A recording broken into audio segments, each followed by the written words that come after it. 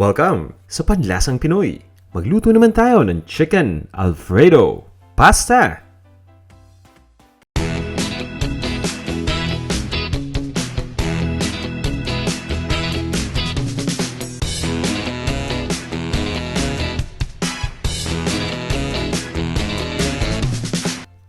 Ito yung mga sangkap. Fettuccine. Niluto ko na to according to package instructions. Gagamit din tayo ng boneless chicken breast. Heavy cream. Kailangan din natin ng Parmesan cheese na grated. Butter. Ito naman yung asin. At kailangan natin ng Knorr Chicken Cube. Bukod sa mga ingredients na to, gagamit din tayo ng ground black pepper at ng olive oil. At ito yung kompletong lista ng mga ingredients. Kaya kung handa na kayo, tara, umpisa na natin magluto.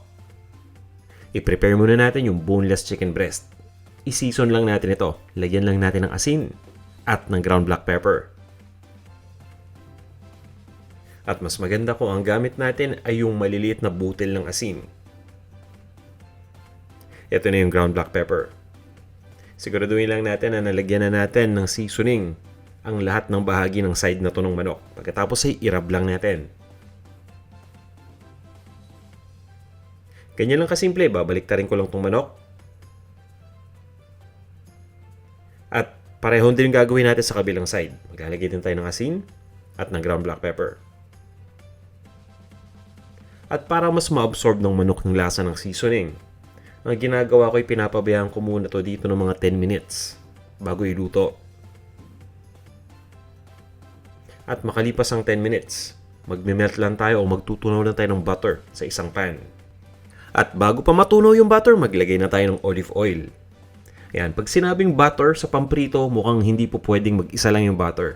Dahil nga mababa ang smoke point nito, ibig sabihin yan, mabilis itong masunog. Kaya natin hinahaluan ng olive oil. Nang sa ganun ay hindi kagad masunog yung butter. Iprito lang natin itong manok, mga 3 minutes lang sa isang side. Nasa 2-minute mark na tayo. At dahil nga hindi ako naka-non-stick pan, kinakalog-kalog ko lang itong aking lutuan. Nang sa ganun makasigurado ako na hindi dumikit yung chicken dito sa pan. Ituloy lang natin ang pagprito. So 1 minuto pa, ready na to. At yan, diba? Kitang-kita naman na halos okay na itong ating chicken. Yan, medyo brown na, diba? So 1 minute lang, saktong-sakto na yan. And after 1 minute, ibaliktad na natin. So dating gawin, pagkabaliktad ng manok, itutuloy natin yung pagluto o yung pagprito sa kabilang bahagi ng 3 minutes din.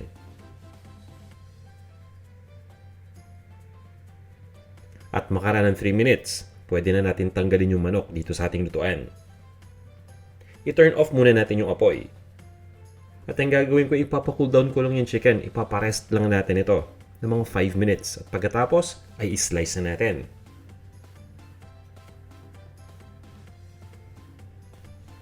Hihiwain ko lang ito into serving pieces. So, nasa sa inyo kung gaano kakapal o kung gaano kanipis yung gusto ninyong hiwa.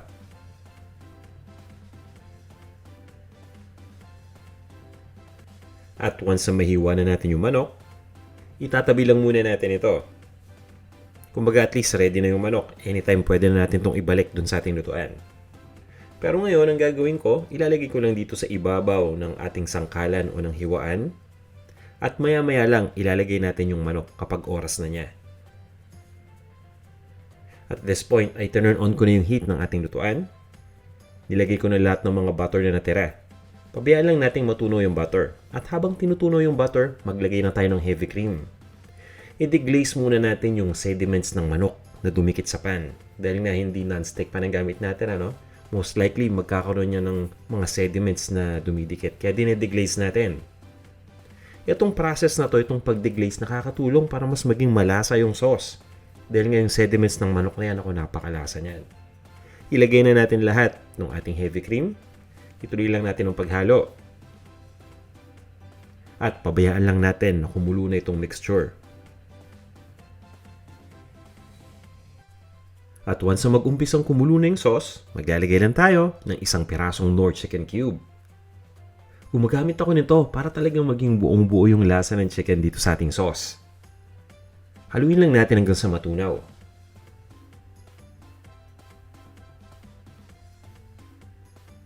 At maglalagay na tayo ng Parmesan cheese.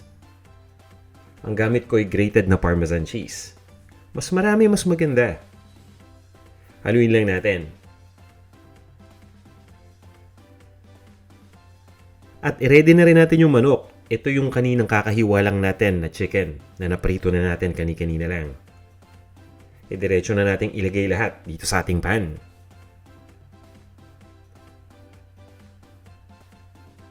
Ituloy lang natin ang pagluto ng mga 2 minuto pa.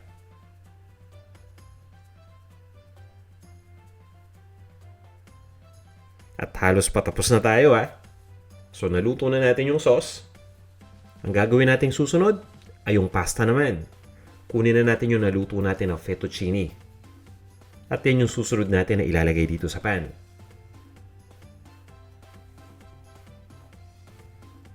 Itong fettuccine ay naluto ko na according to package instructions. Kumbaga sinunod ko kung ano yung direction na nakalagay dun sa package. Iba-iba kasi yung duration ng pagluluto nito, kaya importante na mag-refer tayo doon. At ang isa pa, pagkaluto nitong fettuccine, diba, de-drain na natin yung tubig. Pagka-drain ng tubig, importante na maglalagay din tayo ng konting olive oil. At itotoss lang natin itong fettuccine sa olive oil. Nang sa ganun ay maiwasan nating magdikit-dikit ito sa isa't isa habang natutuyo. Kasi diba kapag niluto na natin ang pasta at pinabayaan lang natin ito, natutuyo ito unti-unti. At medyo flat itong fettuccine, kaya mas malaki yung possibility na magdikit-dikit. Kaya yung olive oil yung nakakatulong. So ang ginawa natin ay tinos lang natin yung pasta dito sa white sauce. Ilagay na natin lahat. At ituloy lang natin yung pag-toss hanggang sa makot na ng tuluyan lahat ng fettuccine na nandito sa ating pan.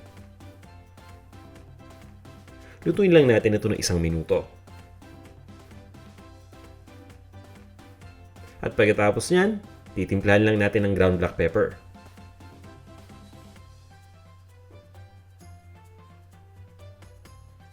Yan, halos ready na to. At once na malagay na natin yung ground black pepper, ito-toss ko lang ulit ito. Para lang mahalo yung ground black pepper dun sa ibang mga ingredients.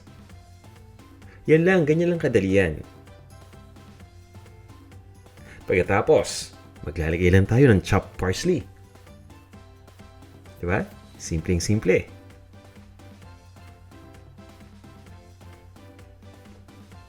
Ngayon ay ready na itong ating dish. Pwede na natin itong ilipat sa isang pasta bowl at iserve na natin.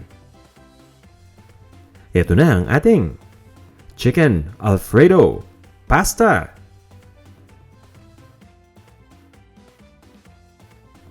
Tara, kain na tayo!